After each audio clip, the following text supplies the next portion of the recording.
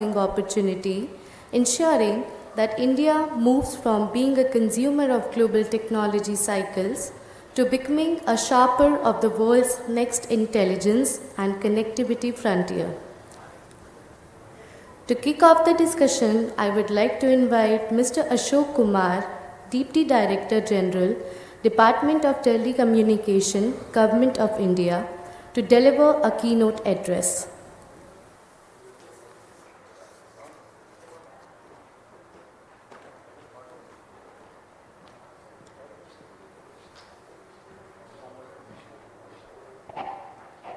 Thank you. So my colleague panelist, the expert panelist here,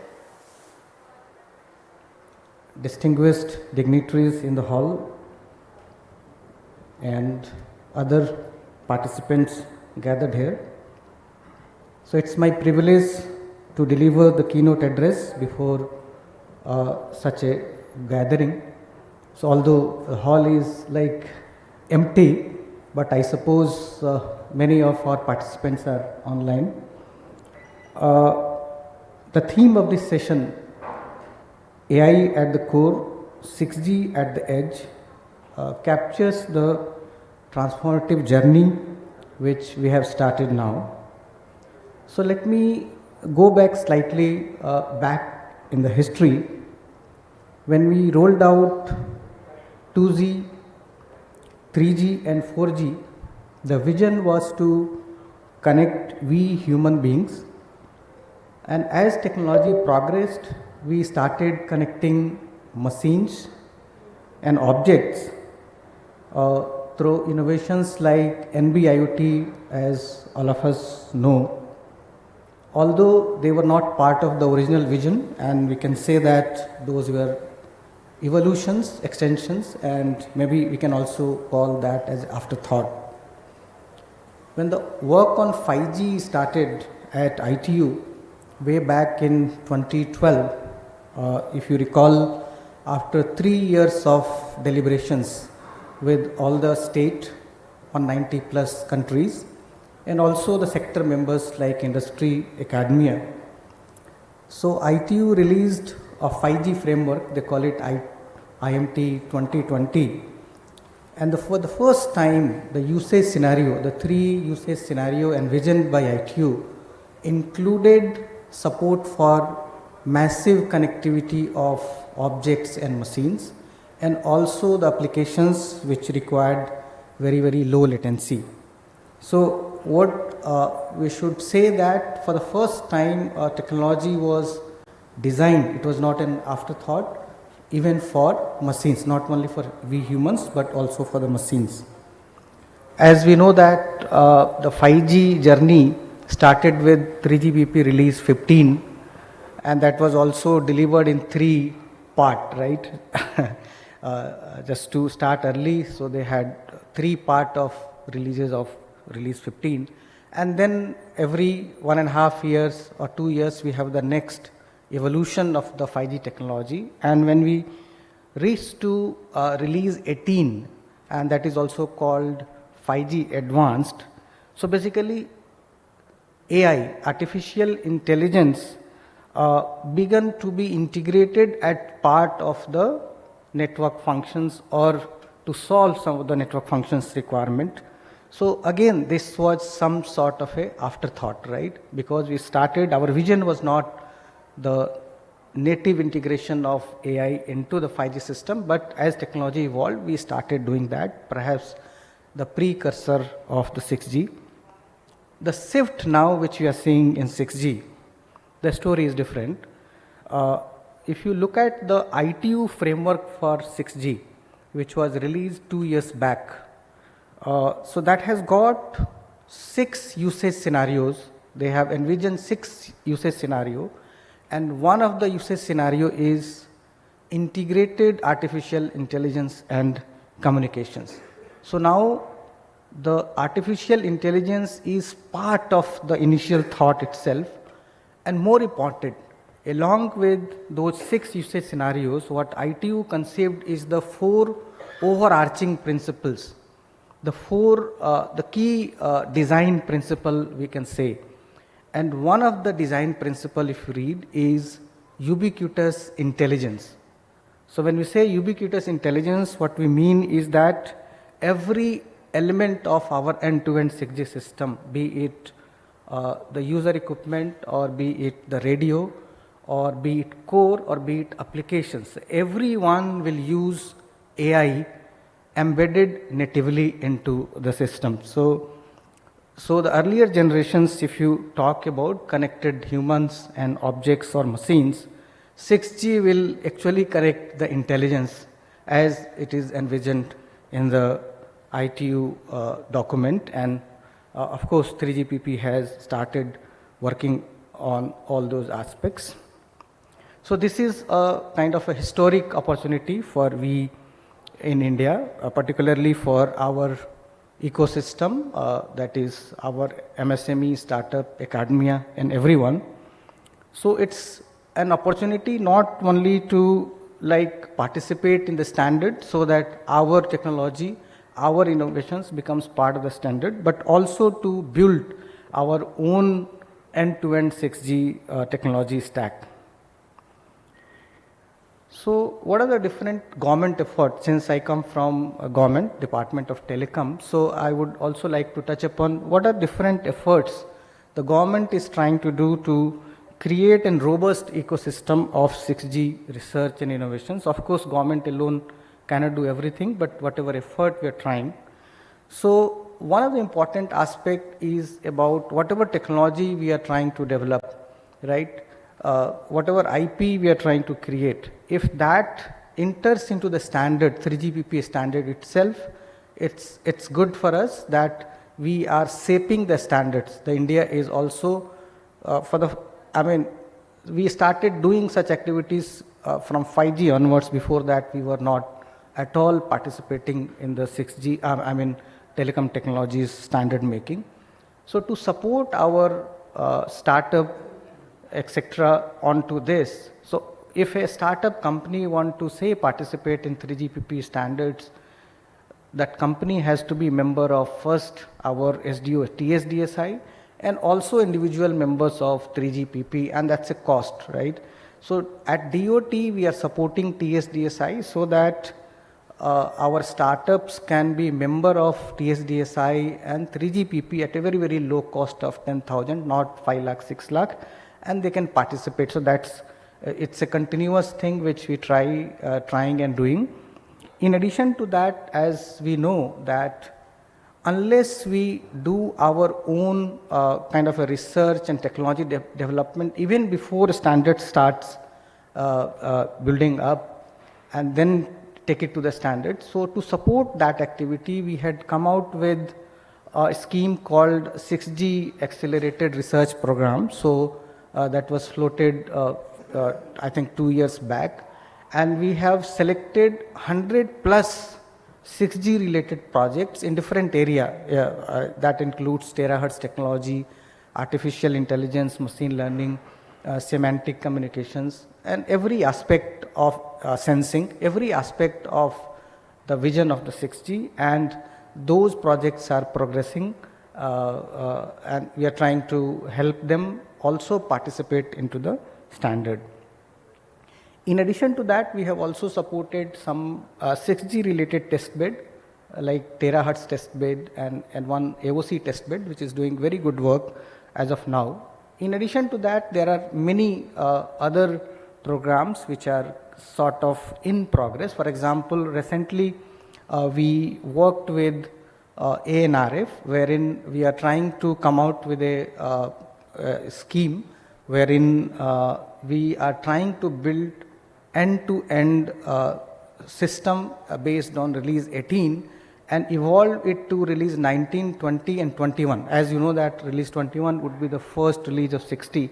So we are trying to do that, and perhaps that will come very soon, maybe in the next 2 quarters that will be out. In addition to that, I would also like to take name of Bharat 6G Alliance here, because we are also closely working with Bharat 6G Alliance as government. So Bharat 6G Alliance has created multiple working group on technology, on spectrum, on devices, and some of the members or chair of those working groups are here as part of this session also. So, so basically Bharat 6G Alliance is kind of suggesting government that what next to be done to be leader in 6G, and based on that we are trying to shape the policies of the government. In addition to Department of Telecom, our other ministries like MeitY is also supporting various 6G related projects. I would take name of the scheme of DST, which is RDI. So once you have a technology, perhaps you want to scale, RDI will come handy. And we have taken up with DST that telecom sector should be included as part of the sector which will be supported in the RDI, and Secretary DST had agreed to this particular aspects, and whenever the schemes are getting floated, our companies, our startup in the field of telecom can actually apply. As part of DST, they also have, they had been running cyber physical programs, so they are supporting some of the 5G and 6G related projects. One most important thing which DOT did previous years, which was actually announced in the budget and inaugurated by our Honorable Prime Minister, was 100 5G lab in 100 different institutes across the country. Those labs are actually operational.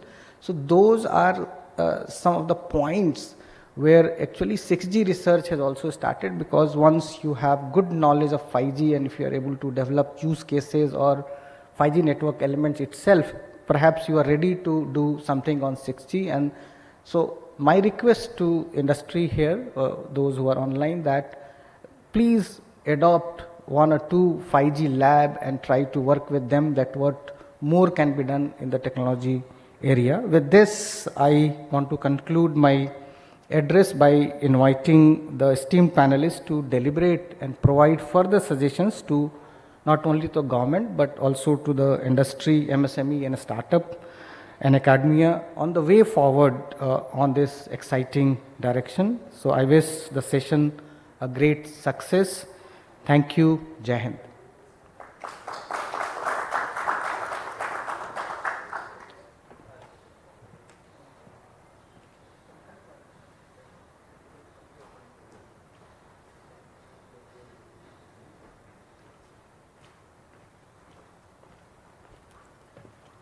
Thank you, sir. So now we are moving to our very next segment, the panel discussion. Our first speaker is Rajiv Saluja, Vice President 5G Radio at Reliance Jio. Also joining us is Surojit Roy, a Senior Telecommunications Leader, Head of Technology, Technology and Solutions, COE at Nokia India. Sandeep Sharma, a technology leader and AI innovator, Vice President and Global Head of Emerging Technologies, Network Services at Tech Mahindra. The dialogue will be moderated by Radhakant Das, who heads the Technology, Engineering and Innovation function for Network Solutions and Services, NSS at TCS. Before we start this panel discussion, I would like all the speakers to have group photograph, please. May I also request Ashok Kumar sir to be here?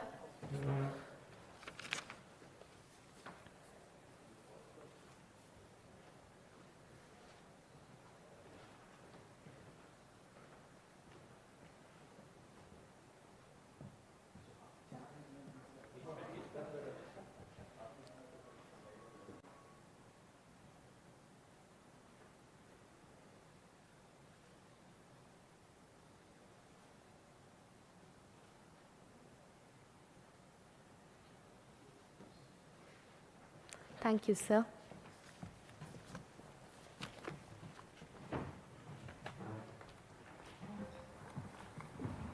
Okay, can you start? Great. So good morning, our distinguished guests, colleagues from the government, industry and academia. all of you who are online, good morning to you all as well. So this entire topic, which you can read out, AI at the core and 6G at the edge, and designing India's next resilient, innovative, and efficient digital frontier. We are at a historic inflection point where the intelligence is the basic infra based on which the next evolution of this planet will actually continue. And we have seen until 5G, but in the 6G we have a lot of hope, and we see that 6G will not only emerge as a faster network as an option, but it as a distributed computer fabric. It's going to have a platform that enables the intelligence everywhere across radio, core, and edge, including the satellite, which is non-terrestrial networks, and the sensor ecosystems. Devices in 6G and AI will take a major role. We'll talk about how the 6G payloads or the designs will actually be AI native, how it will drive the overall objective of bringing AI and 6G together. As Ashok sir has already pointed out, the standards have already been taken AI native to the 6G standards, which is coming up. He's marked as next 2 quarters. It's quite optimistic, but yes, we are looking forward for faster to come. And thanks for the government to give all the support to the industry, academia, and the Bharat 6G Alliance is also doing a great job. And our Honorable Minister and Prime Minister actually are actively supporting and giving directions time to time to get this forward. So we will focus on the edge interfaces at a scale. We'll talk about semantic communications, where like you would have seen, India has really put a very strategic point of view that we will ensure that AI is kind of energy efficient. It will not be responsible for melting the data centers. It will be power efficient. And we will ensure that every compute capacity is being optimally utilized. Not like we have enough of compute and we'll use it as much as possible. And data is a strategic fuel for this AI. And the networks, telecom networks, it's not only 6G, but all kinds of connectivity networks. They will drive this data, the strategic fuel, to the users, to the sensors, to the cloud, to the computing systems, and deliver it. So here we go, we start. I think all our panelists are there. I think their names are already there in the backside of the screen. So I'll just start with some of the questions. So maybe I'll start with Surojit. Sure. Yeah. So Surojit, I have the first question for you.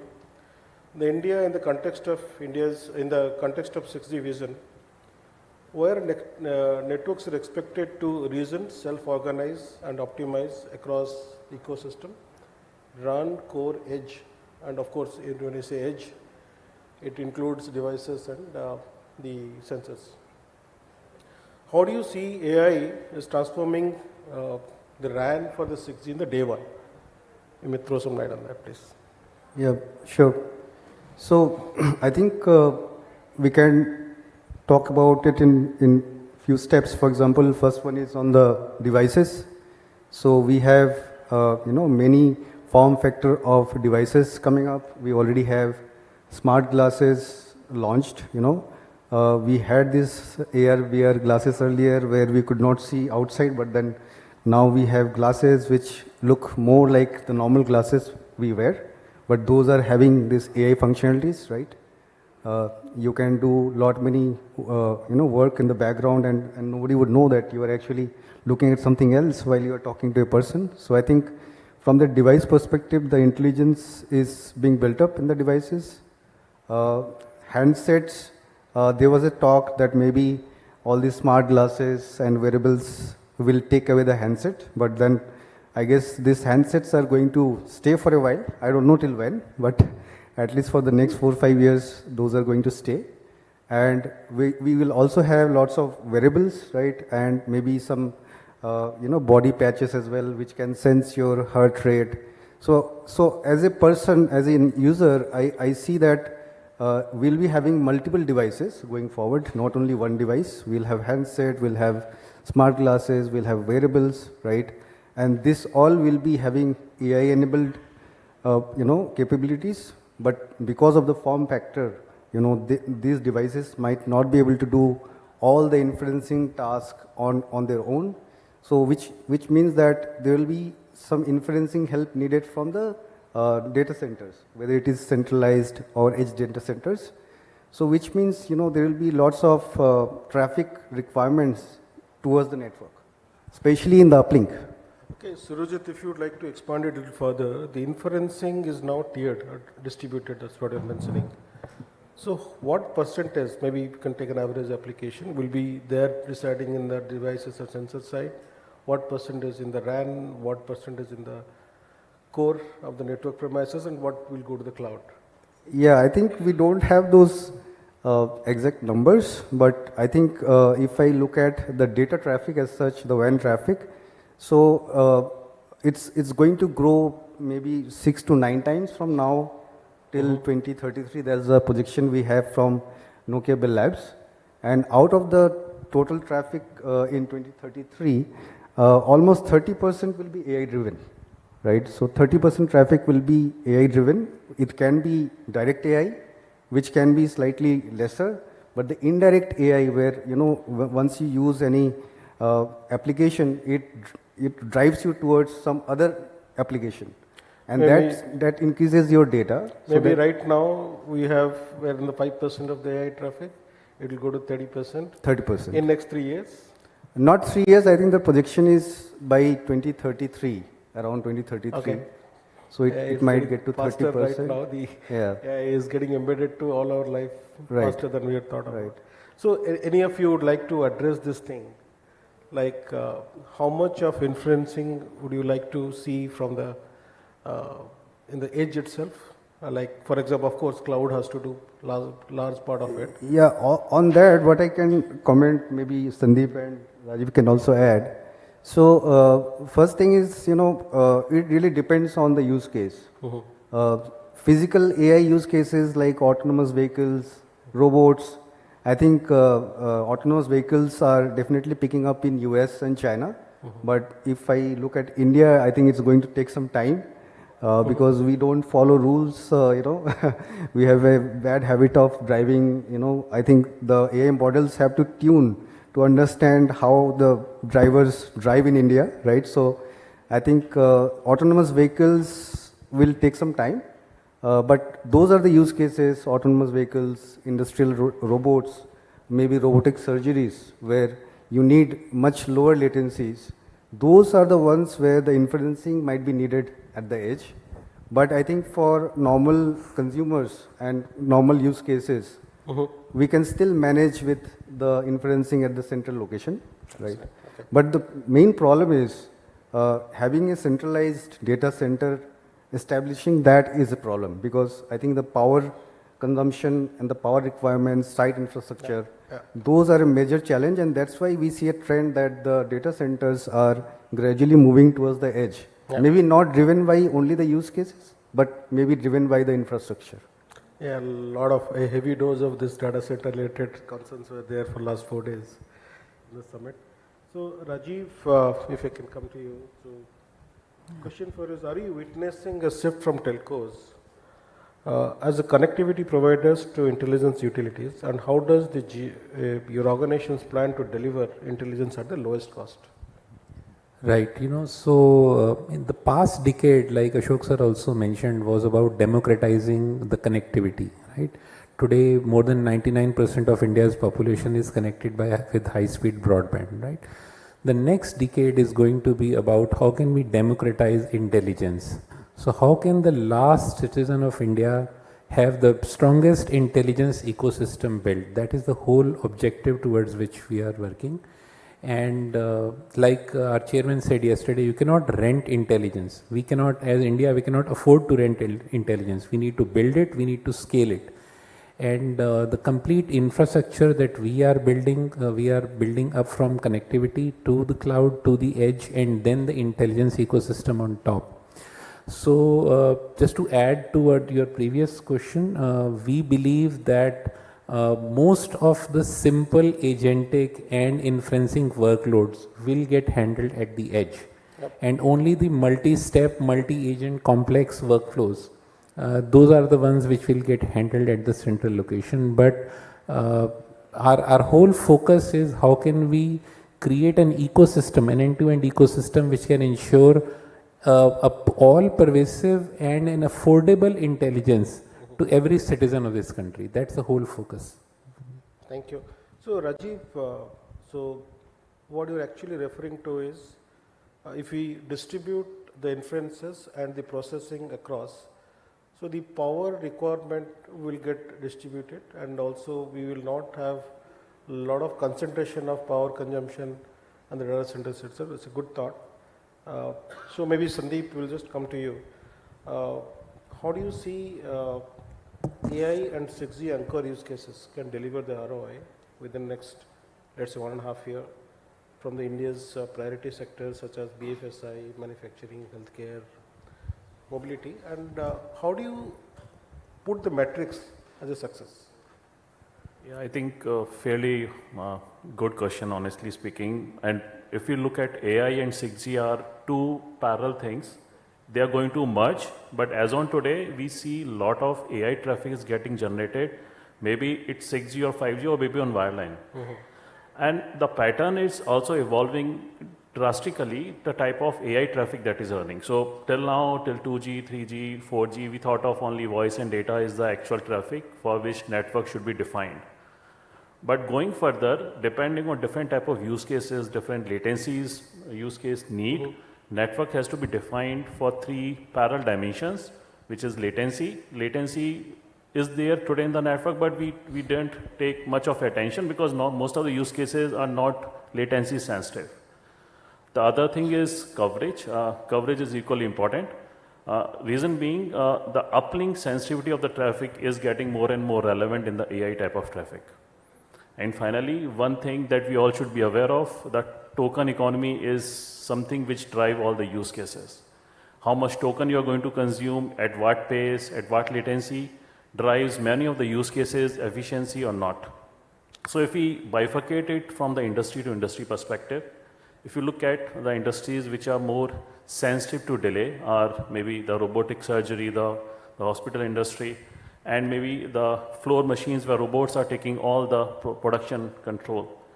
Their latency plays an important role. So we should be using 6G centric or the 5G centric networks to realize as good as low latency so that the tokens which are exchanged should be acknowledged well in time. We have a faster time to resolution.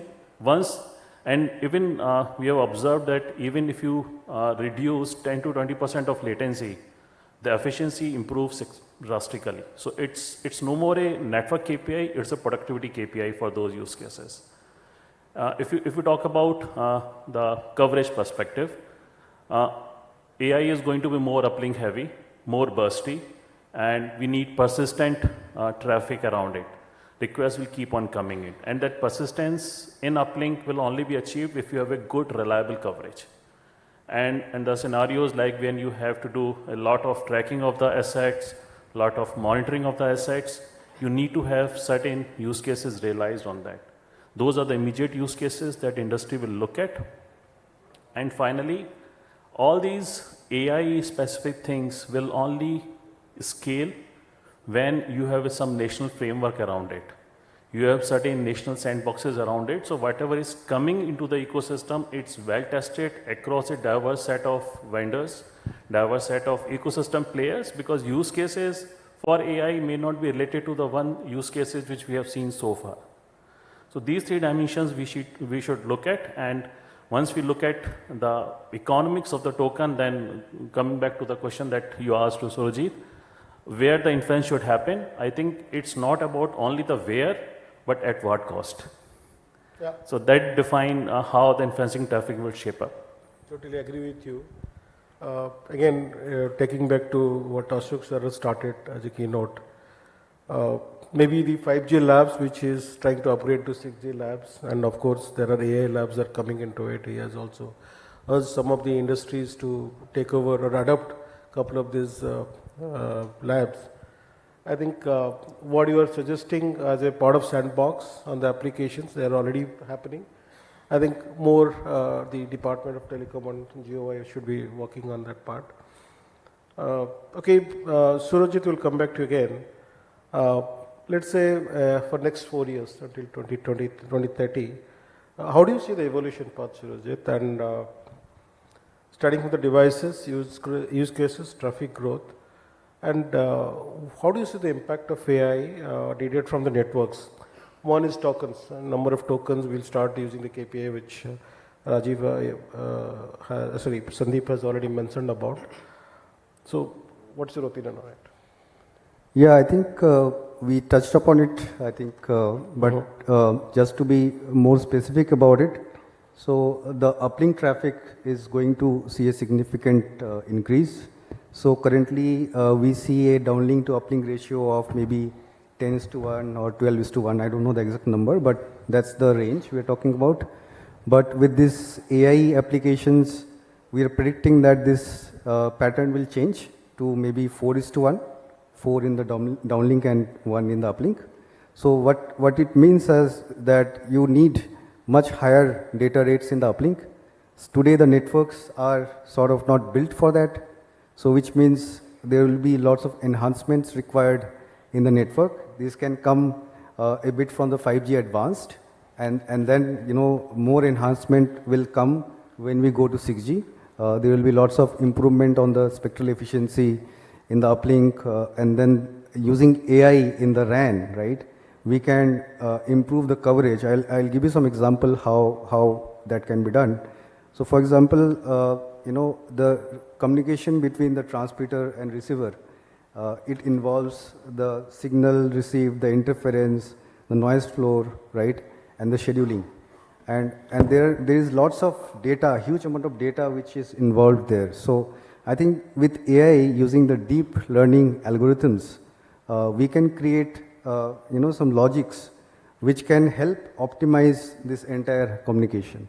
So and then with AI, this communication can be adaptive as well. So we are talking about something called DeepRx, DeepTX, where Nokia is very much engaged.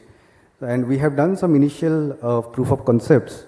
And using that, what you have seen is that even in an environment where you have the signal to noise ratio, which is much worse than what, for example, 5G can decipher, using AI, you can actually decipher those signals, and that can give a capacity increase maybe 25-30%.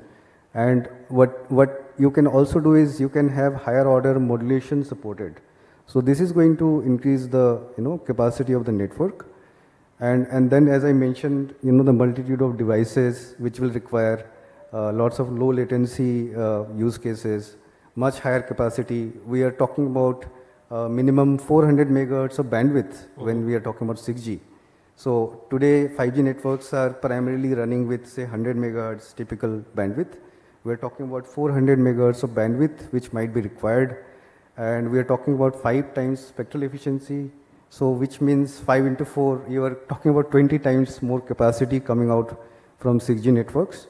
But I think this is the evolution, right? So we are doing the standalone networks right now, and this voice over NR, slicing, this will get I would say advanced, and we'll have the entire network having slicing capabilities.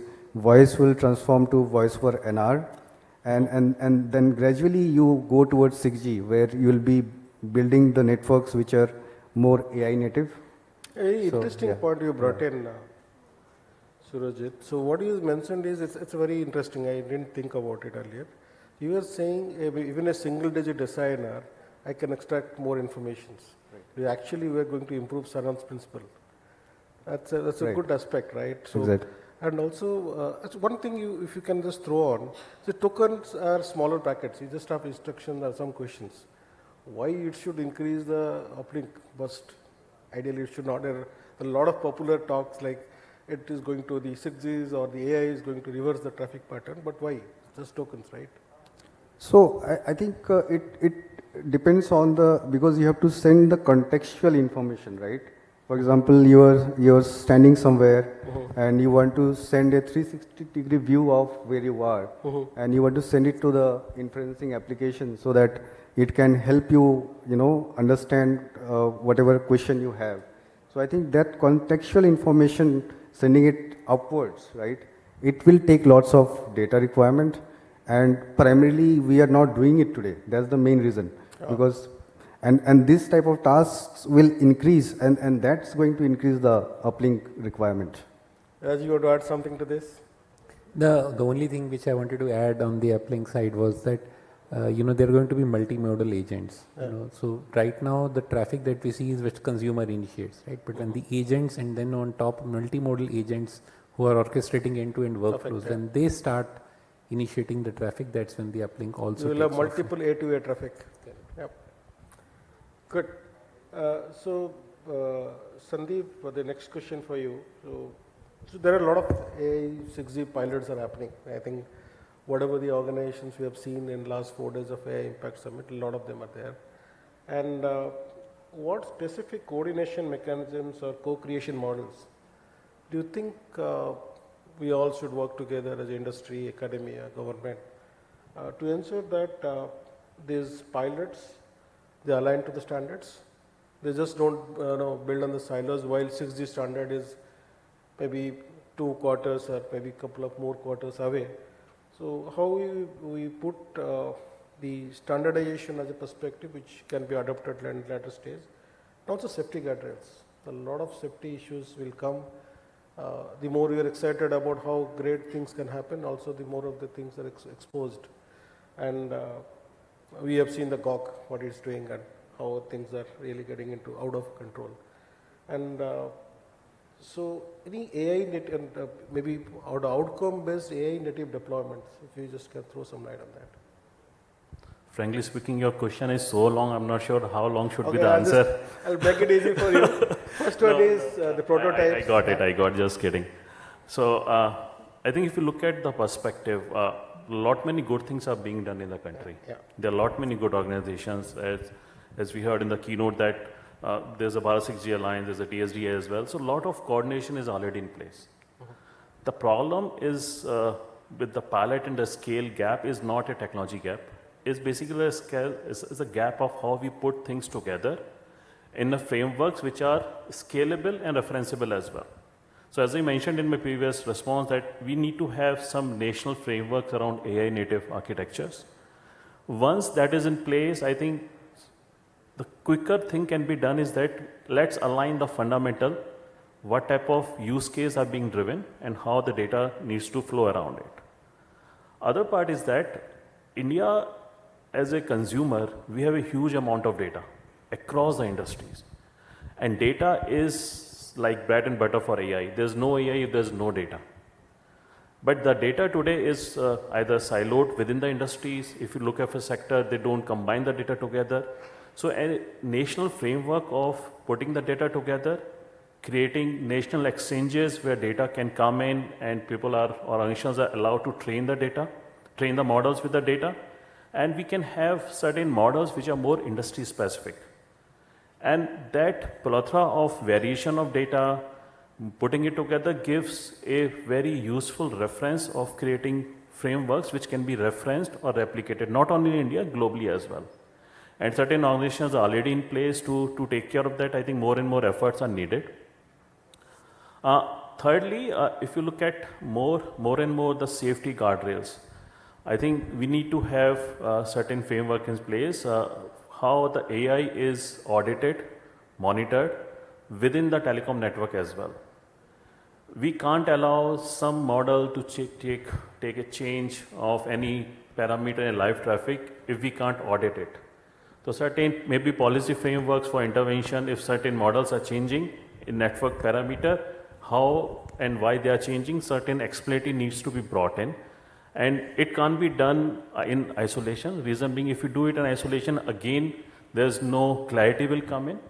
To have a national policy around it will improve the reliability or explainability of the models.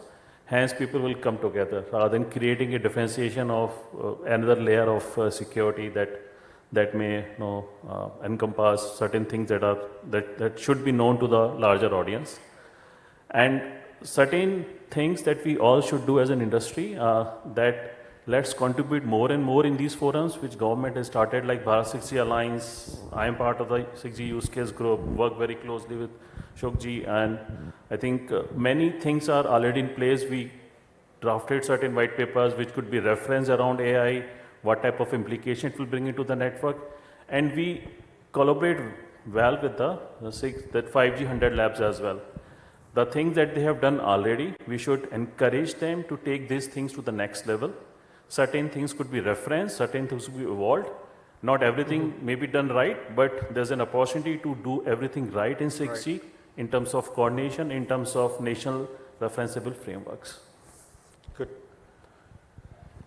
Have I missed anything? It was a long question. No. Thanks for that answer. So what actually we are seeing is on the security perspective, we are seeing we have already a work is happening on interesting them in terms of policy perspective. These are in place, and typically what if I have to bring in the DPI stuff or digital public infrastructure.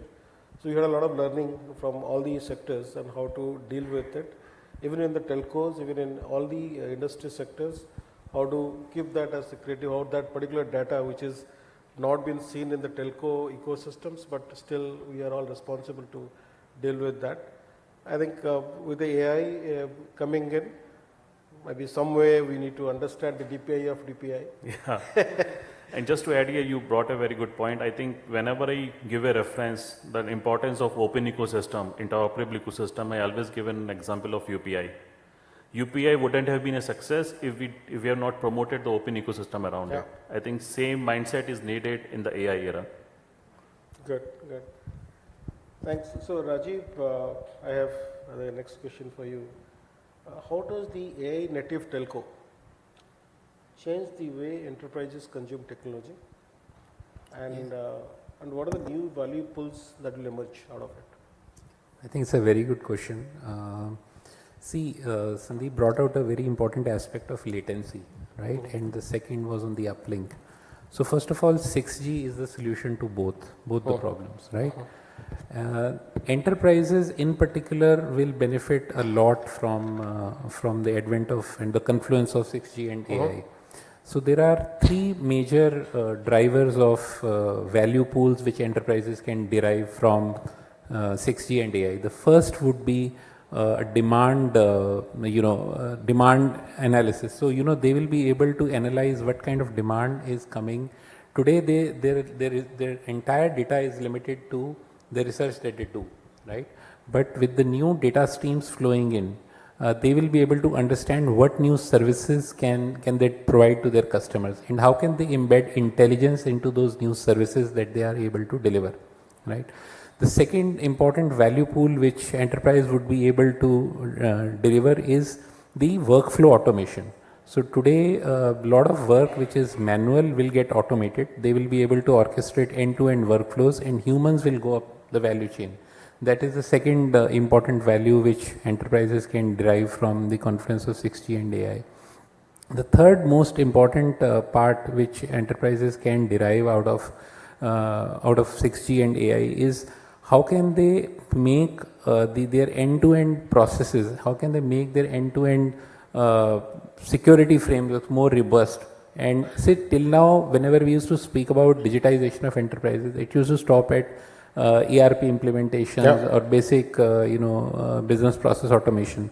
Now AI and 6G are going to take it to a completely different level. India is a wireless economy, right? We don't have fiber penetration in this country, right? So the only way enterprises can go and reach to the last mile in this country is through the confluence of 6G and AI. That's the point of view. Good. So another extension to this question. So how do you see sovereignty of the entire ecosystem we should deploy? When you say sovereignty, it's a very complex question. One side that we think that, okay, if we make it open only, it will grow. At the same time, sovereignty is also asked for every country. Maybe you can actually make entire European continent will only have one sovereign stuff. Or what do you see on that, and how much we should make it as a sovereign, how much you should make it open?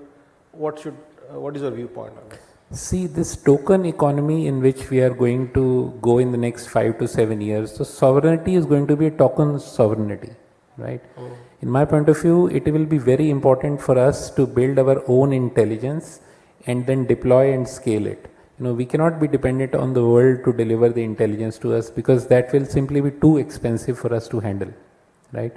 So in order to make sure that intelligence reaches the last person in the most remote area and the last remote enterprise in India, the most important thing we need to have is have a token sovereigns. We need to have a sovereign AI ecosystem, an end-to-end ecosystem starting from device to the cloud, to the edge, to the intelligence layers on top. This end-to-end ecosystem has to be sovereign, and we don't have an option in this. So you are saying end-to-end ecosystem platforms or stacks are sovereign? Yes. Token may or may not be sovereign, or you can classify as a sovereign or as a general public one. Correct, but what we are basically calling it as a sovereign token, which what I basically mean is that right from the time the request gets initiated by an agent or by a human to the time an inference happens and the value gets delivered to the human or to the enterprise, this entire value chain has to be made in India, has to be sovereign. So you have some view on it? No, I think I was just supporting him with the gesture, but honestly speaking, the level of intelligence that country needs may not be a priority for the intelligence for other regions who are creating their own intelligence. So having a sovereign AI has a economy sense as well, and has an importance for our own social values that we build in the system. AI is not only about telecom. AI is a bigger base. What we are getting as a query output as a new generation, they should be very well aware of what is right, and that can be ascertained only if we have certain sovereignty developed in the ecosystem for our own nation. So while we are talking about 6G to be specific on AI, so there is something which we need to keep as the sovereign stuff. There are certain things which you need to keep it as open stuff for learning from each other, as a community learning, what you say, across the country, across the planet and all. So that's something. Would you like to comment? And maybe I would request Surajit to also comment on that as well. So I think just to start, I think Surajit will elaborate more. The era of going further will not be a abstract 1 or abstract 0. We need to look over the hybrid ecosystem, which works best as a mix of which type of AIs, as a mix of which type of compute, and a mix of which type of inferencing. And industry or the economy is going to be more use case and I would say efficiency driven. So we should be leveraging which is best to satisfy that particular use case. So Surajit. Yeah, I think just to add, I was reading one Niti Aayog report, where we are aiming for a 30 trillion economy by 2047 as part of the Viksit Bharat initiative.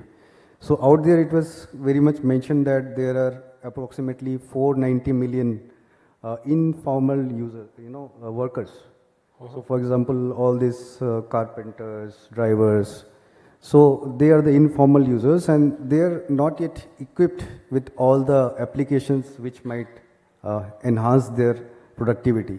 So I think from that perspective, AI use cases can be significantly helpful out here. We can have, smart robots working in the, fields for helping on the agriculture. Then there may be use cases where maybe an electrician or carpenter, you send a video of your work and that AI can generate a list of the tools they need, what all steps they have to come prepared with, right? But for all this, I think the most important part is the model needs to be trained based on data which is coming from India. Because if you train the models based on data which is coming outside India, then maybe it is not tuned for, the India specific use cases. There will be a bias there. So I think that's why it is important. Perspective, you are hitting upon the cultural perspective has to be only understood by us. So there is a bell. So are you going to have some questionnaire sessions, Q&A sessions? Any questions? Maybe we have just 2 minutes left.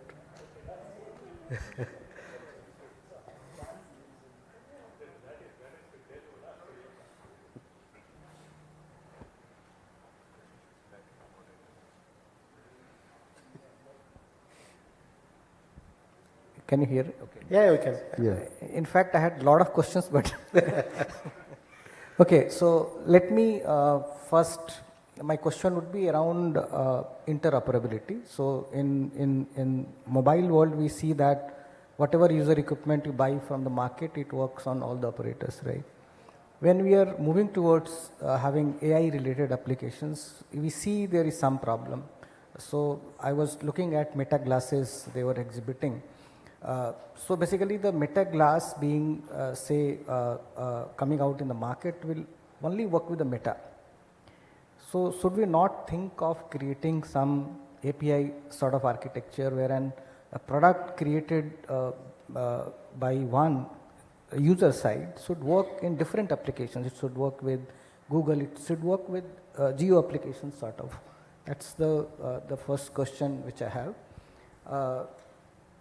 The second question is about the model training which Surajit was trying to address. So I mean the advantage of India is like any applications we can scale to a billion users, that is one. And the second advantage is that we have a huge data set on many aspects, right? So how to leverage these two for AI, because although we may not be good at LLMs, various LLMs which we have today. Of course, new companies have started, Sarvam and all have started working on. But we are good at, we are having a data, right? So, and the market. So how to leverage that so that, I mean, models are trained here, models are utilized here. So these are the two questions which I have in mind. Thank you. Can I answer? Please. Yeah, okay. Sir, I will try to attempt to answer your question. The first part, I think Sandeep also mentioned, see this entire ecosystem, end-to-end ecosystem has to be open, has to be API driven and loosely coupled so that there is no proprietary interface from one point to another. So the whole work which is going on right now, at least in our organization, is to make sure that how this end-to-end ecosystem can become open, can become efficient and can scale. You brought out a second very important point about India's scale, right? And this scale is going to reduce the cost of intelligence. And that affordability is also a very important factor for us to deliver value to our 140 crore people. That reduction in cost is a very, very important factor. The third important point which I want to make here is that when you build it, when you talk of LLMs, they are important, but delivering intelligence is not about LLMs, right? Or training LLMs. It is about delivering this entire ecosystem to the last mile. When it comes to LLMs, the way we are building intelligence in India is in every language. These models have to be trained. So every person, whether he is from South, from Kerala or from Assam or from any state in Northeast, they should be able to get this intelligence in their local language made. That is the whole work we are doing right now as part of Geo. Thank you, Rajiv. I think just to answer the second part of the question, there's a lot of data, how we can ensure.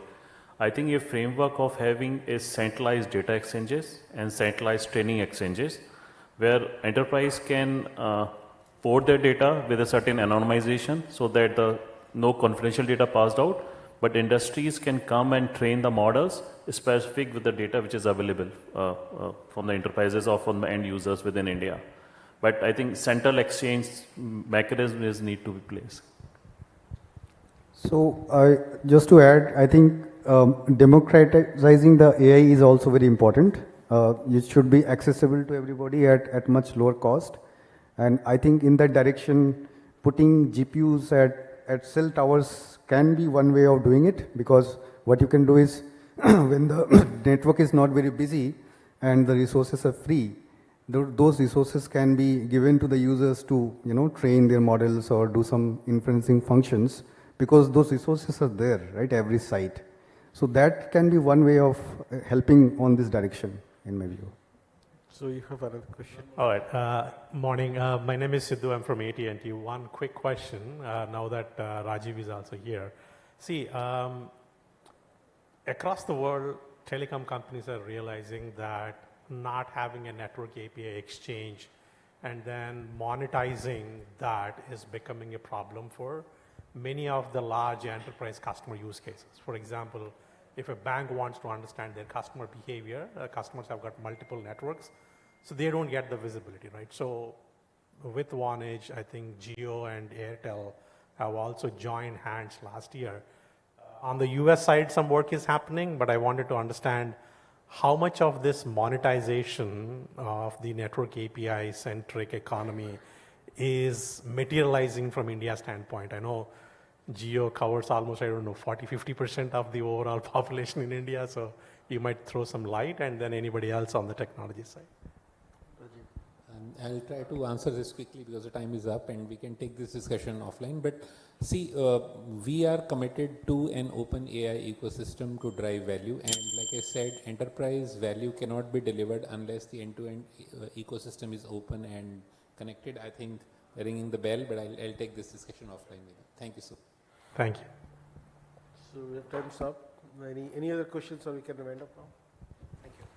Thank you, everyone. May I request Radhakant Das to hand over the memento to all our speakers.